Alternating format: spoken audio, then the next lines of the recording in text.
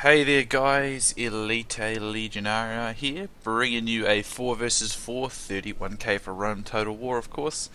As you can see, I'm playing as Pontus, and I am teamed up with my fellow clanmates from the Titans, Mohamed, Beast, and Hades. So Hades is the Scipii. We'll start with his army. He's got, I believe he's just got his standard sort of build, 1 Legionary first, 13 Urbans, 6 Cav. Beast has got, I think, 14.6, and Mohammed has got 14.6. So nothing elaborate, really, and I've got a pretty typical build for Pontus, 4-side chariots, 2 chariot archers, and 14 bronze shield pikes. Now, I've put my excess upgrades into the pikes. I've come to realise this is just better for Pontus. It gives the infantry a lot more capabilities than putting all your upgrades into your chariots, which chariots are kind of like a shotgun or a glass cannon or something like that. You know, you kind of set them up to get their mass route, chain route, cause a bunch of damage, but they usually end up dying pretty much immediately. So that is why I tend to put more upgrades nowadays into the pikes, because I just need the infantry to be able to hold out a bit more, and that's going to come into a lot of effect in this battle. Now, if you've read the thumbnail, you'll have noticed I've put like a 3-part kind of sort of description on the thumbnail: deception and planning, and then adapting, which is essentially what happens in this battle. I'm in the deployment phase here because this battle's actually not very long and there's a lot of stuff I need to try and cover in here, so I'm not going to skip the deployment phase just so I have time to talk about things, and I probably will be pausing a little bit in this battle, so I need to do that because I need to be able to cover all the stuff that's going on, because there's going to be a lot of stuff happening in one area. But it's going to be difficult for me to catch all of it if I try and commentate it all at one time. So I need to pause it and just take my time, because otherwise I'll miss a lot of bits and pieces, and I don't want to do that because there's a lot of things I want to talk about. So what we Titans members do is we usually discuss the battle plan in the lobby. That we look at the factions we have, and we look at our opponents, and we assess the best way to come up with a plan to counter it, or to, be aggressive with it, or whatever we're going to go with.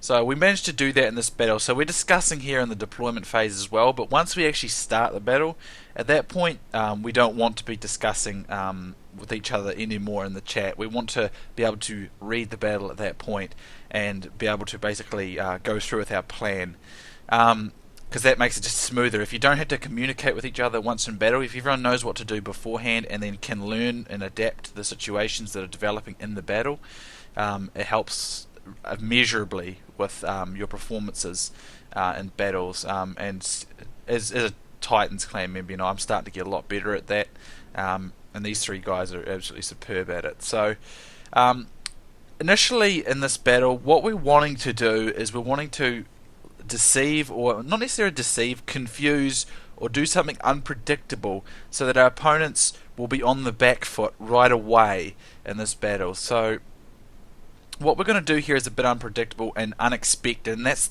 something important here, because you want to be able to get your opponent to not be able to recognize what you're trying to do from the start, so you can position yourself immediately from the start in an advantageous situation so you can initiate our plan, or your plan as a team. So our opponents are 3 Roman players and then a German player. So we've got Germania way up here. So we've got the Germania, the Julii, and 2 SPQR players, or Senate players. So the most logical thing you do, and probably the most predictable thing, would be try to pressure Germania with either archers or rush them with cav or anything like that. So it's likely that the German player is probably going to deploy back expecting that, and they'll probably have archers set up in such a way as to oppose, or to protect Germania rather. But if you know that you can, if you know how the numbers work in the lobby screen when you're starting, before you start battles, you can recognise the number counts of what players have got, and if they knew that, they'd know that nobody on our team has any archers except for my chariot archers. Because our plan is not Germania, our plan is actually these 2 Roman players over here, particularly this Roman player opposite me. Now what we're going to do here is I'm going to rush with Pontus, and that's unpredictable because Pontus is a faction that does not perform well against Rome in terms of infantry. It really relies on his chariots to get an effective route or that type of thing. So what I'm going to do is I'm going to rush Rome. I'm actually going to really gun it for Rome, and that is something that I guarantee this Roman player will not anticipate, because Pontus, just doesn't want to do something like that. So I'm doing something that is unpredictable and difficult to anticipate, which could cause confusion for them. So my plan is not to attack, or our plan, the plan for me, it's not my plan, it's the team's plan. I'm not to attack, I'm here to block. So I'm going to kind of shift diagonally across Mohammed, and he's going to come this way. And what we're going to do is I'm going to try and zone out this Roman player for isolation of this Roman player, and we'll achieve destruction upon him. So my chariots are positioned up here. Now I forgot the numbers of these guys, but I should have positioned my chariots up close, further up here. I'm safe, and I don't need to be in loose formation. Our plan is going to come across a lot of setbacks, mostly because I make mistakes in this battle with my chariots. But that's why the adapting part of this battle is in the thumbnail. We adapt, and we keep our cool under pressure, and we manage to keep our momentum. So our opponents are M of the Brotherhood clan. He's got a 14-6 build. You got MGM with the same build as Hades, I think. Actually, no, he might just have... Yeah, he has the same build as Hades. You got this guy from the GoTW clan. I'm not sure what it stands for. Beatch is his name. He's the Julii for... Actually, he's got 2 archers, 12 urbans and 6 cav, I believe.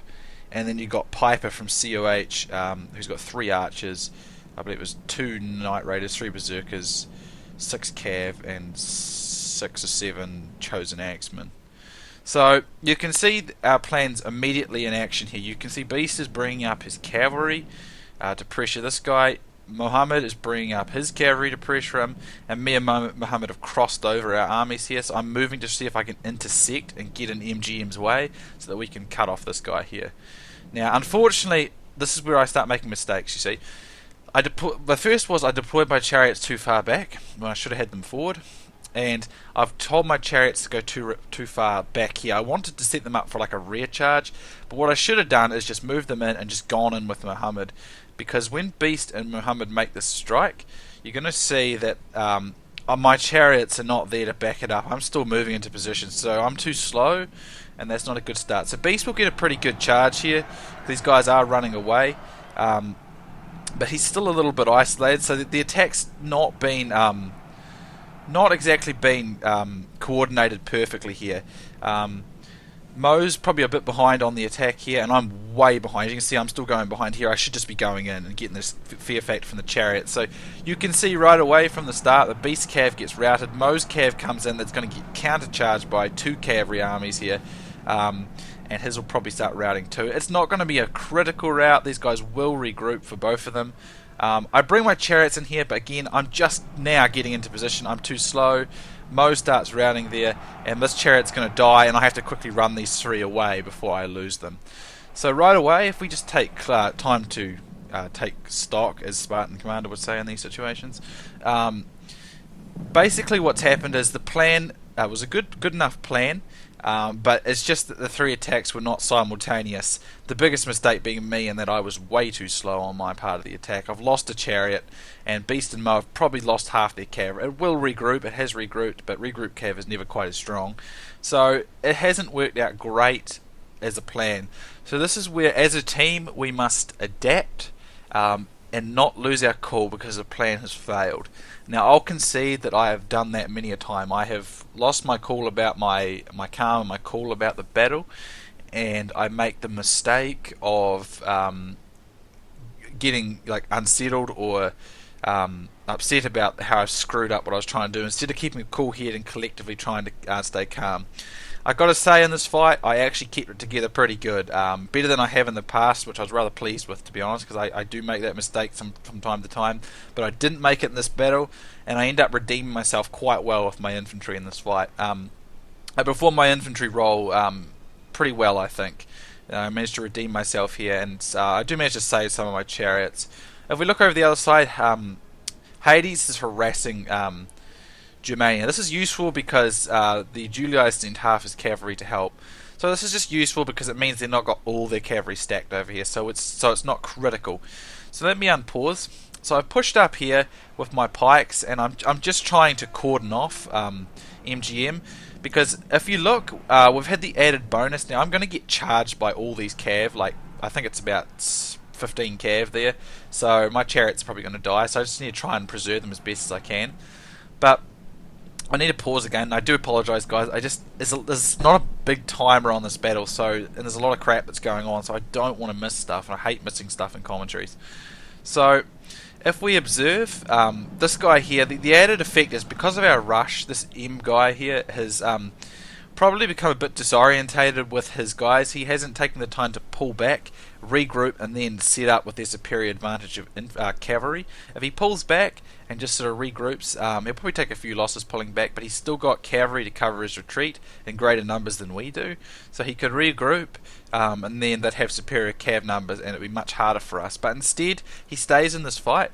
So what we do here is you can see Beast is making some cav charges, Mo's pushing his numbers on, and I've put my pikes over, and I'm going to turn this front one around, and I'm going to put my side ones here, and I'm going to try and fix these guys so they can't retreat out this way. And it'll be difficult for them to retreat out this way because our cav can still strike them from that angle, and Mo can support. So a large group of these guys, including his infantry, including his general rather, is being trapped. And he makes a pretty nice charge here against Mo up the flank, and he's going to get a couple of Mo's guys here. But Mo's left reserves, and they're going to peeler the living crap out of this cavalry, so that's really nice. So it wasn't a bad charge, but because these guys were here, it didn't work very well for him. And when Beast counters over here, these guys that are fixed and trapped on the pikes and infantry get killed, including his general. So if we pause again, we've managed to recover from a bad start. They got a good start because we didn't coordinate the attacks very well. I was way too slow on the chariots, and Mo was perhaps a little bit behind in backing Beast's charge there at the start, and we did lose that initial cavalry engagement. But because we recognised that this guy had become a bit disorientated by that whole rush, we're able to reorganise, recoordinate, and we're able to turn it around, and we still managed to destroy him. Not as efficiently or as effectively as we wanted to, but nonetheless we get a good result. They've lost a decent number of cav, and they've lost an entire infantry army, so we have taken an advantage, just not as much as we would have liked. So at this stage, MGM is going to start trying to pressure me. I don't think, looking at my numbers here, I don't think he's actually peeled me. He might have peeled me with one or two. He's going to peel me a wee bit more, but he's going to try running through.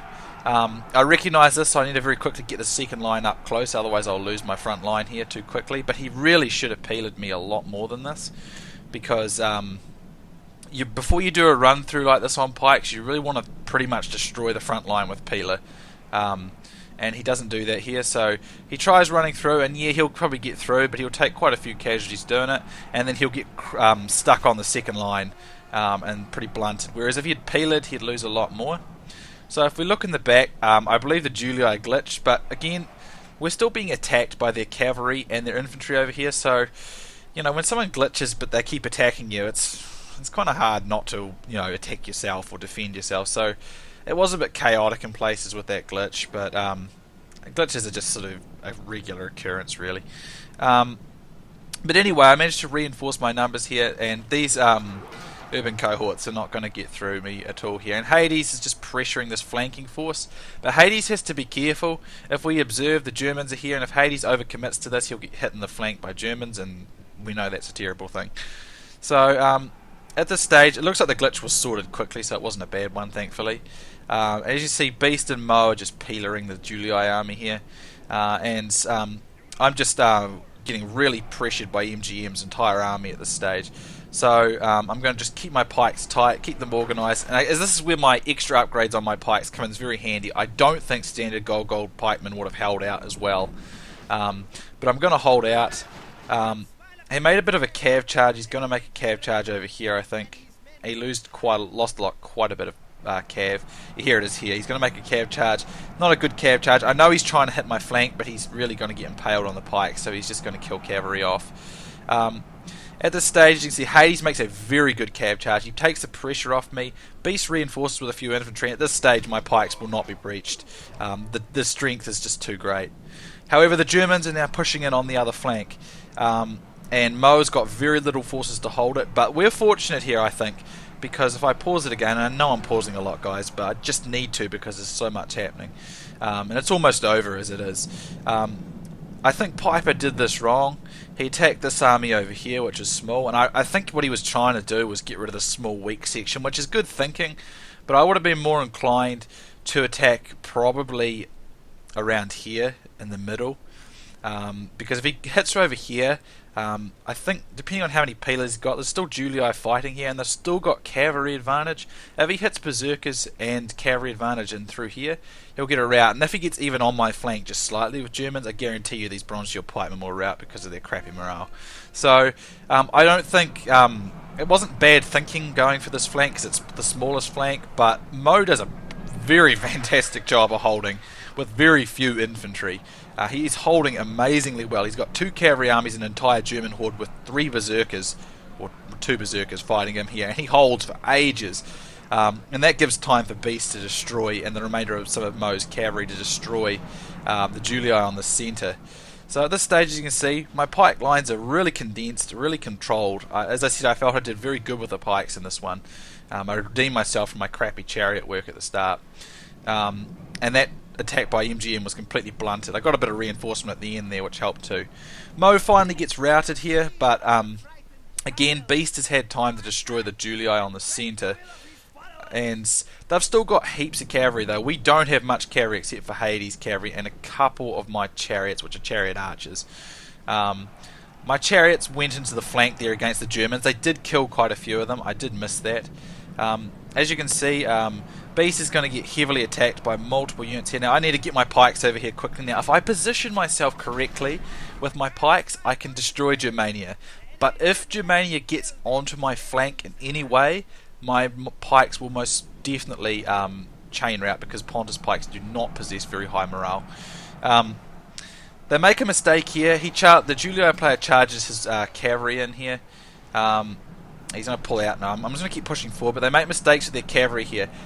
I managed to catch a lot of these Germans on the front of my pikes, exactly where I want them. If they go on the front of my pikes like this, they'll rout. Now, I do apologise for the lag. This battle was very laggy, because there's so much going on in such a tight space.